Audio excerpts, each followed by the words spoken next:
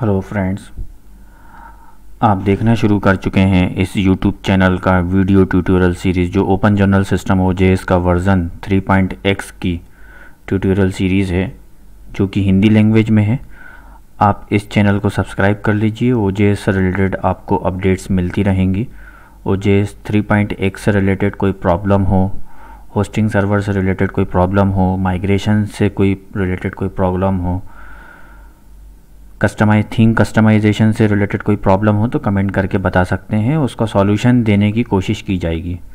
Video काम का लगे तो लाइक शेयर ज़रूर करें। कोई एडवाइस हो तो कमेंट करके ज़रूर बताएं।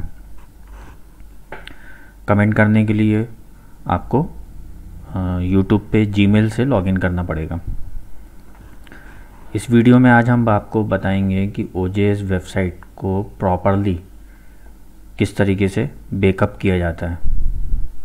वैसे तो आपके पास सर्वर पे प्री डिफाइंड एक फंक्शन होना चाहिए कि वेबसाइट ऑटोमेटिक फ्रिक्वेंटली या डेली उसका बैकअप बनना चाहिए, क्योंकि OJS एक ऐसी पब्लिक वेबसाइट्स है और जो ओपन सोर्स पे बनी हुई है, जिसका बारे में सारे डेवलपर्स और हैकर्स को, जिसका कोड ओपनली अवेलेबल है, कि उनको लूप होल्स भी पता है कि ये किस तरीके से वो चीज़ हैक की जा सकती है। उन लोगों को पता है क्योंकि ओपन सोर्स कोड है। तो इसमें ज़्यादा रिस्क होता है आपकी वेबसाइट्स अटैक्ड होने का, क्रैश होने का, या आपने ही कोई चेंजेस करे जो आप रिवर्ट नहीं कर पा रहे हैं, रिवर्ट नहीं करने का। तो उस केस के लिए क्या है, आपके पास OJS वेबसाइट का डेली बैकअप सर्विस होनी चाहिए। बेस्ट होगा ज़्यादा से ज़्यादा बैकअप हो, आवरली बैकअप हो, 2 आवर्सली बैकअप हो, 4 आवरली बैकअप्स हो, डेली बैकअप हो, ज़्यादा से ज़्यादा रिटेंशंस का हो, 10 डेज़, 15 डेज़, वीकली, मंथली। जितने ज़्यादा से ज़्यादा दिन का बैकअप होगा उतना बेहतर होगा, बेहतर ऑप्शन होगा। और जितना ज़्यादा बैकअप होता है उतनी कॉस्ट इफ़ेक्ट भी करती है। फिर भी हमें कोई चेंजेस करने से पहले हमें ऐसे प्रोग्रामर या डेवलपर या नॉन डेवलपर, अगर आप नॉन डेवलपर हैं, डेवलपर नहीं हैं, प्रोग्रामर नहीं हैं, टेक्निकल नॉलेज इतना नहीं रखते हैं, तो आप बेस्ट होगा कि कोई भी चेंजेस करने से पहले आप अपनी OJS वेबसाइट का प्रॉपर बैकअप बनाएं। बैकअप बनाने के लिए, जैसे ये मेरी जर्नल की वेबसाइट है, मैं इसका बैकअप बनाऊंगा। बैकअप बनाने के लिए आपने OJS इंस्टॉलेशन देखा होगा, तो OJS इंस्टॉलेशन की वीडियोस भी आप देख लीजिए। तो OJS इंस्टॉलेशन में कौन सी 3 चीज़ें फैक्टर करती हैं, वो तीनों चीज़ें अपने को बैकअप बनानी है। तो वो 3 चीज़ कौन सी फैक्टर करती हैं वो मैं आपको लॉगिन करके दिखाता हूँ। जैसे मैंने अपनी वेबसाइट ये लॉगिन कर रहा हूँ। बैकअप बनाने के लिए आप अपना कंट्रोल पैनल लॉगिन कर लीजिए। cPanel हो सकता है, वेबसाइट पैनल हो सकता है, सॉलिड CP कंट्रोल पैनल हो सकता है, CWP हो सकता है, और बहुत तरीके के कंट्रोल पैनल होते हैं, होस्टिंग कंट्रोल पैनल होते हैं। अलग अलग टाइप ऑफ सर्वर के अलग अलग होते हैं। विंडोज सर्वर का अलग होता है और लाइनक्स सर्वर का अलग होता है। तो मैं फ्री कंट्रोल पैनल यूज़ कर रहा हूँ, CWP कंट्रोल पैनल। एक सर्वर में कई सारे टाइप ऑफ सर्वर्स होते हैं। फाइल्स सर्वर होता है, DNS सर्वर होता है, SQL MySQL सर्वर होता है, डेटाबेस सर्वर होता है, DNS सर्वर होता है, ईमेल सर्वर होता है। ये सारे सर्वर्स होते हैं। लेकिन OJS वेबसाइट के लिए आपको उसमें सिर्फ इम्पॉर्टेंट जो है वो आपका है फाइल सर्वर से फाइल्स का बैकअप करना और डेटाबेस सर्वर से डेटाबेस का बैकअप करना, क्योंकि ये 2 ही चीज़ एक ऐसी होती हैं जिनकी हमें फ्रिक्वेंटली या कभी भी ओकेशनली इसकी रिस्टोरेशन की ज़रूरत पड़ सकती है। हम ईमेल्स का बैकअप की उतनी इम्पॉर्टेंट नहीं है, क्योंकि कोई मेल्स अगर डिलीट हो गया तो हम मेल्स का ऑलरेडी कहीं ना कहीं बैकअप बना के रखते हैं। कोई फॉरवर्डिंग हम सेकेंडरी ईमेल्स अकाउंट पे फॉरवर्डिंग लगा के रखते हैं, तो हमें उतनी ज़रूरत नहीं पड़ती।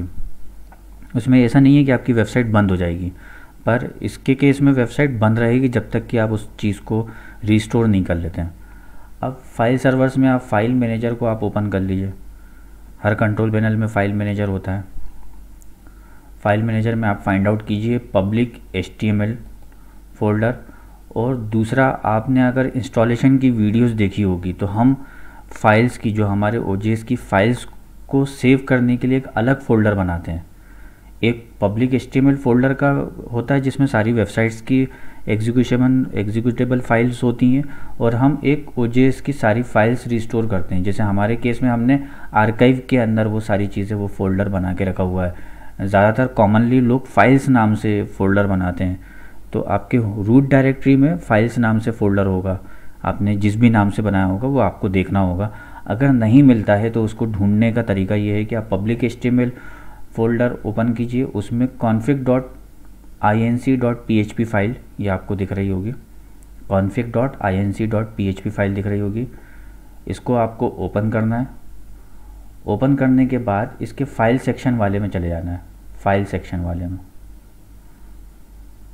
आपको फाइल सेक्शन वाले में जाना है, तो आपको फाइल्स डायरेक्टरी की लोकेशन दिख जाएगी। ये मेरी फाइल्स डायरेक्टरी की ये लोकेशन है।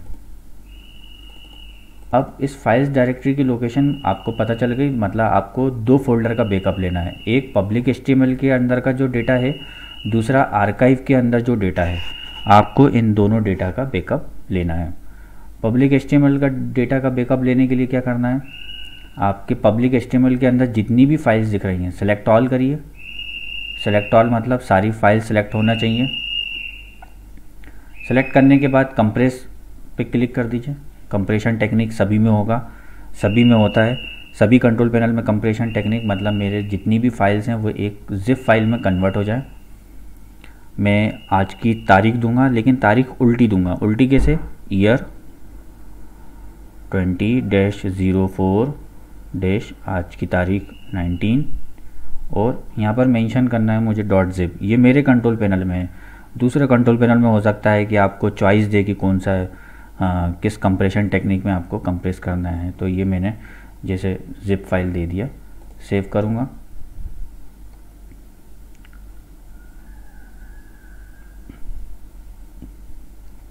ये उस चीज़ को कंप्रेस करके एक डायरेक्टरी बनाना शुरू कर देगा और पूरी फाइल्स का बैकअप लेगा। ऐसा ही हमारा जो फाइल्स डायरेक्टरी का जो रूट था, फाइल डायरेक्टरी का जो रूट था, उसमें भी हम अपना बैकअप फाइंड आउट कर सकते हैं।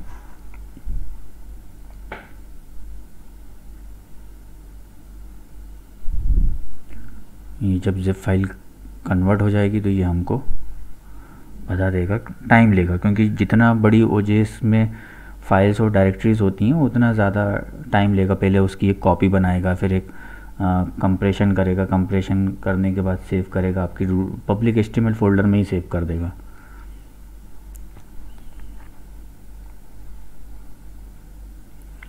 ये हमारा जिप कंप्रेशन हो चुका है, ये देखिए कंप्रेशन हो चुका है। अब हम इसको, इस पर्टिकुलर फाइल को डाउनलोड करके हम एक अपनी ड्राइव में सेव कर लेंगे। दूसरा हमें बैकअप करना होता है आर्काइव के अंदर। आर्काइव या जो भी आपकी फाइल्स की लोकेशन डायरेक्टरी है उसका, इसमें आपको जर्नल्स दिख रहा है, जर्नल का पूरा डेटा इसी के अंदर है। शेड्यूल टास्क लॉग्स दिख रहा है, साइट्स दिख रहा है, टेम्स दिख रहा है, यूजेज स्टैटिस्टिक्स दिख रहा है। तो आप शेड्यूल टास्क जो है लॉगिन करके जो भी उसके शेड्यूल टास्क के लॉग्स हैं वो आप रिमूव कर लीजिए। मैंने अपना जर्नल लॉगिन कर लिया। लॉगिन करने के बाद एडमिनिस्ट्रेशन में जाऊंगा।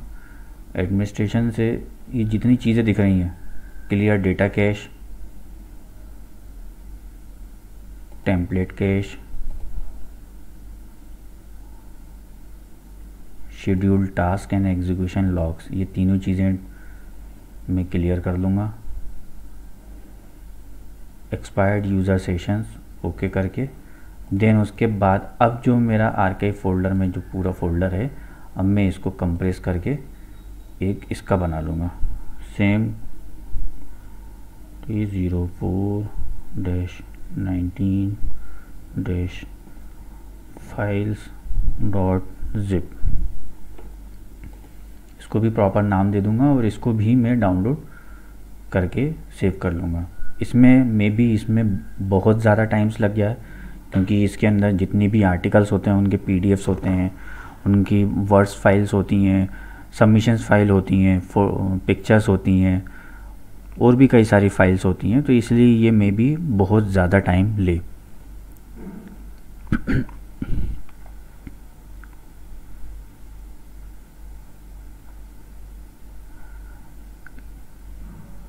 ये कंप्रेशन में नंबर ऑफ़ फाइल से टाइम का बहुत बड़ा फैक्टर है। जितनी नंबर ऑफ़ फाइल ज़्यादा होंगी उससे कोई मतलब नहीं है कि फ़ाइल की साइज़ कितनी है, नंबर ऑफ़ फाइल्स पे डिपेंड करेगी। जैसे 121 MB की, अब मैं इस फाइल को डाउनलोड करके अपने एक लोकेशन पे मैं सेव कर दूँगा। अब आपको सेकंड थिंग करनी है, आपका ये फाइल्स का बैकअप हो गया। दो चीज़ें ध्यान रखनी है, एक तो OJS की जो एग्जीक्यूशन फाइल्स हैं, पब्लिक HTML के अंदर जितनी फाइल्स हैं उन सब का बैकअप हमने बना लिया। उसके बाद जो हमारी फाइल्स लोकेशन जहां हमारा अपना डेटा सेव कर रहे हैं उसका हमने बैकअप बना लिया। हमारे केस में आर्काइव नाम का फोल्डर था। दूसरा, अब हम ओपन करेंगे PHP MyAdmin। आपके कंट्रोल पैनल में ही PHP MyAdmin होगा। PHP MyAdmin आपको ओपन करना है। अगर नहीं ओपन होता है तो इसके लिए एक सॉफ्टवेयर यूज़ होता है SQL योग। SQL योग एक सॉफ्टवेयर यूज़ होता है। आप उस सॉफ्टवेयर से SQL सर्वर का बैकअप बनाएंगे। जैसे मेरे को PHP MyAdmin मेरे सर्वर पे मल्टीपल सर्वर्स कंट्रोल पैनल के लॉगिन के ऑप्शंस हैं, तो मैं दूसरे कंट्रोल पैनल लॉगिन ऑप्शन से भी मैं अपने सर्वर का MySQL एडमिन खोल सकता हूं। अब आपके पास वो अवेलेबल है नहीं है, ये आपके होस्टिंग प्रोवाइडर पे डिपेंड करेगा। तो मेरे केस में मैंने डबल कंट्रोल पैनल डाल के रखा हुआ है, SQL services then PHP MyAdmin। मुझे सर्वर्स के सारे डेटाबेसेस दिख जाएंगे। मुझे सिर्फ अपने डेटाबेस से मतलब है, मुझे अपने डेटाबेस का बैकअप बनाना है। जैसे ये मेरा अपना डेटाबेस ये दिख रहा है।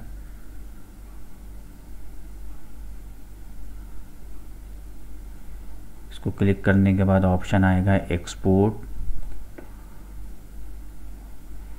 एक्सपोर्ट के बाद सिंपल कुछ भी नहीं करना, क्विक डिस्प्ले गो कर देना है। गो करने के बाद आपको फाइल्स का डेटाबेस का बैकअप बना के आपको सेव करने का ऑप्शन दे देगा। आपको उसी को सेम डेट वाइज आप उसको सेव कर लेंगे।